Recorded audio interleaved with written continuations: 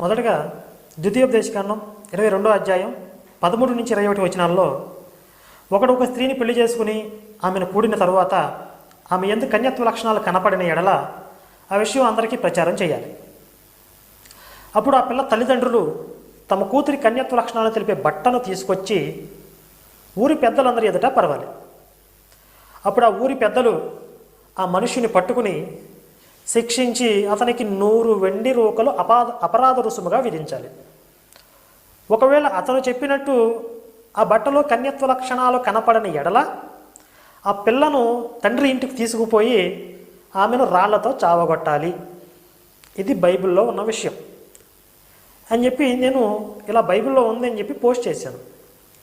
అప్పుడు ఈ బిత్తిరి సత్తిగాడు వీడేమంటాడంటే, బైబిల్లో అలా లేదు, ఒకవేళ ఆమె కన్య అయినా కూడా కన్య కాదని చెప్తే